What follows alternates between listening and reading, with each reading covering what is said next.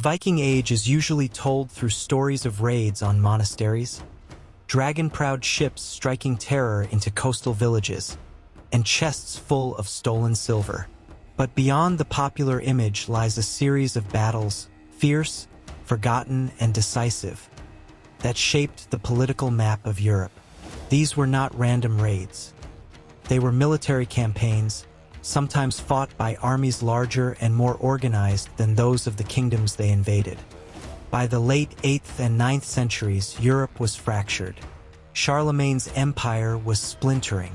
England was divided into rival kingdoms. The great rivers of the continent were highways for swift ships. And from Scandinavia came not just raiders, but warlords with ambitions. The Vikings were learning that plunder bought power, and power could carve out realms far from home. The battles we're about to step into, like the stand at Saucourt, the siege of Paris, and the fights along the Loire and Seine, were not just clashes of steel. They were tipping points. Frankish kings rose or fell, English kingdoms shifted alliances, and even the church recalibrated its influence. Understanding these forgotten Viking battles means understanding how Europe itself was reforged. In the summer of 881, two Viking leaders, often named Godfred and Sigfred in Frankish sources, gathered a force unlike anything the northern seas had yet launched. It wasn't a few dozen longships, but hundreds. Veterans of years of raiding in Frisia and along the lower Rhine joined with new warriors eager for silver and fame. They were armed with axes, spears, and round shields rimmed in iron. Some wore mail shirts captured from fallen knights. Others fought bare-armed but with a berserker's fury. Their target, the rich lands of West Francia, ruled by King Louis III, grandson of Charlemagne. Louis was young, barely into his 20s, but already known for daring cavalry charges. At his side stood Count Hugh, a hardened commander who understood Viking tactics better than most Frankish nobles. The Frankish army he assembled was a mix of mounted knights, infantry levies, and local militias, all sworn to defend their lands from yet another northern invasion. But this invasion was different. The Vikings were not content with hit-and-run strikes. They planned to push deep inland, establish fortified camps, and squeeze tribute from cities and monasteries like a standing army. In some ways, they were inventing the very model of medieval conquest. The battlefield chosen, or perhaps forced, was near the small village of Saucourt-en-Vimeu, close to the Somme River. Rolling meadows, patches of woodland, and shallow marshes gave both cavalry and ships room to maneuver.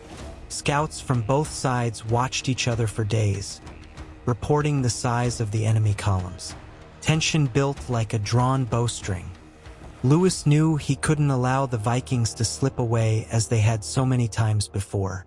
Their longships were fast, but their plunder slowed them. If he struck now, before they could retreat to their ships, he could break their power in the region. But the Vikings, too, had plans. They had arranged their forces to ambush Frankish cavalry if it charged too rashly, a tactic honed from years of fighting Saxons and Slavs. As dawn approached on the 3rd of August, 881, both armies prepared. The Franks prayed at makeshift altars, priests blessing the spears. The Vikings raised their war banners, black ravens of Odin fluttering against the pale sky. Silence fell except for the creak of leather and the occasional cough of a horse. Everyone knew the next hour would decide more than loot. It would decide who controlled the arteries of northern Europe. Louis' 3 scouts returned just before first light. The Vikings had anchored their longships in a bend of the Somme, drawn up their warriors in 3 lines, and planted sharpened stakes to slow a cavalry charge.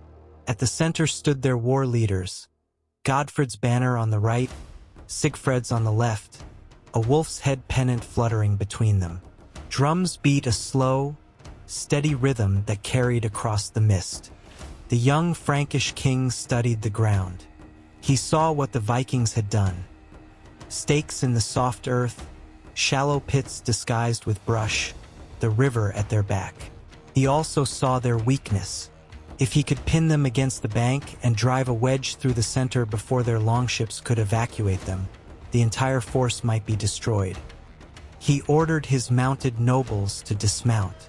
This shocked them. The Carolingian knights prided themselves on their charges. But Louis wanted disciplined infantry in the front and cavalry held back for a decisive strike. Priests walked along the ranks, holding up crosses. The men murmured prayers, glancing at the glitter of axes across the field. For the Vikings, this was no random raid. They had chosen this place to lure the Franks in. Their shield wall was 3 men deep, with archers behind and small groups of berserkers ready to surge out like unleashed dogs. They believed that if they broke the Frankish line once, panic would spread and the day would be theirs. The tension was so heavy that when a raven landed on a nearby stake, some men crossed themselves while others whispered it was Odin's sign. Both armies knew this was not another skirmish. It was a battle that could shift control of the entire northern frontier. A horn blared. Frankish infantry advanced in a slow, disciplined march. Shields overlapped, spears angled forward. Across the meadow, the Viking wall responded with a roar, deep, guttural, a sound meant to frighten before the clash. Arrows hissed from the Viking rear ranks, thudding into wooden shields. Frankish crossbowmen answered, their bolts punching through mail. The mist filled with cries and the thud of bodies. When the two walls met, it was like timber striking stone. The first rank of the Franks braced, the second rank drove forward. Axes chopped down, spears thrust up. Splinters of shields flew. Men slipped in mud darkened with blood. For nearly an hour, the lines heaved and locked, neither side giving ground. Then the Viking war horns changed pitch. With a howl, a wedge of berserkers hurled themselves into the Frankish center. Bare-chested, faces smeared with ash, swinging two-handed axes. They smashed into the line like a battering ram, splitting shields and sowing panic. For a heartbeat it looked as if the Franks would break. But Louis had held back his household guards for this very moment. He signaled. His personal retinue, armed with long swords and heavier shields, surged forward to plug the gap. The clash was hand-to-hand, desperate and intimate. Steel on steel, breath on breath.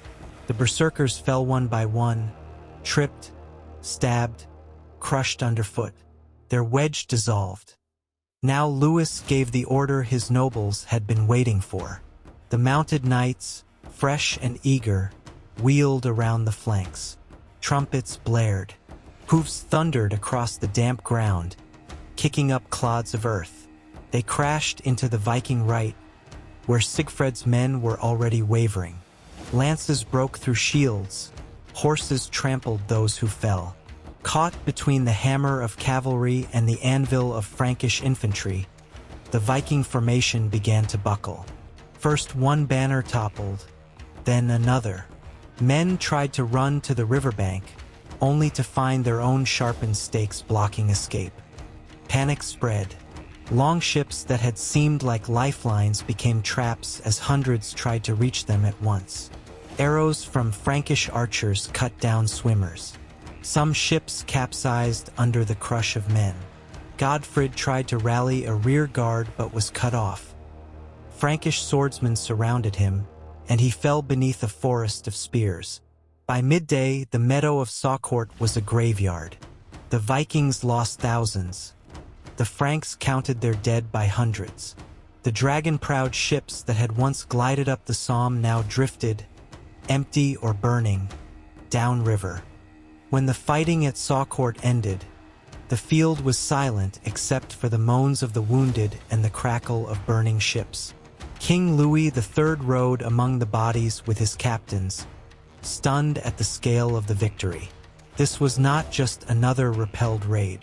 It was a shattering of a coalition army that had been building for years. Frankish chroniclers claimed 9,000 Vikings lay dead.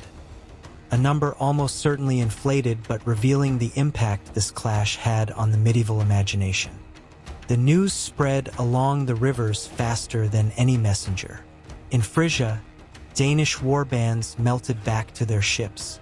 In England, Alfred's scouts recorded unusual quiet on the North Sea routes. In Scandinavia itself, chieftains spoke of the disaster at Saucourt as a warning. The days of easy tribute were ending. The battle changed how Vikings approached the continent. They shifted to smaller, faster-moving groups and began focusing more on permanent settlements like the Danelaw in England, Dublin in Ireland, and Normandy rather than massive inland raids. For the Franks, the victory gave a momentary sense of security, but it also accelerated a shift in how they organized defense. No longer could royal armies be raised only when raiders arrived. Local lords fortified river crossings, monasteries built stone towers, and an embryonic feudal network of obligations began to harden. Saucourt didn't end the Viking Age, but it marked the point where both sides realized Europe was entering a new type of war, campaigns of territory and settlement rather than hit-and-run strikes. Other forgotten battles followed a similar pattern.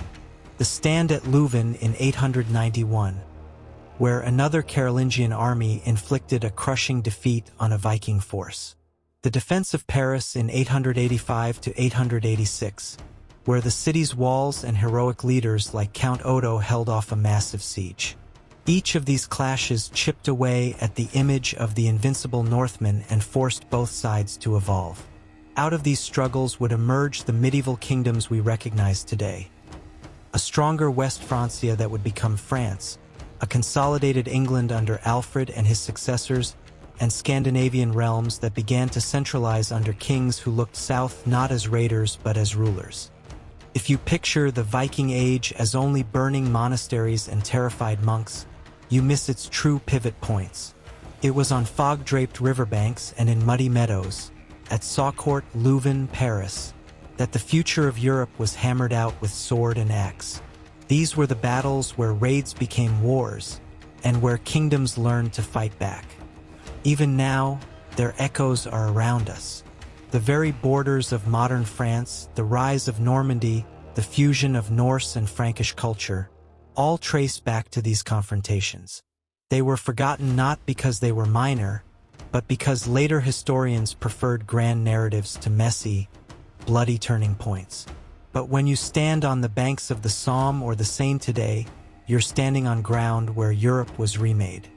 If you've enjoyed diving into these hidden chapters of the Viking Age, subscribe and ring the bell so you don't miss our next deep dive.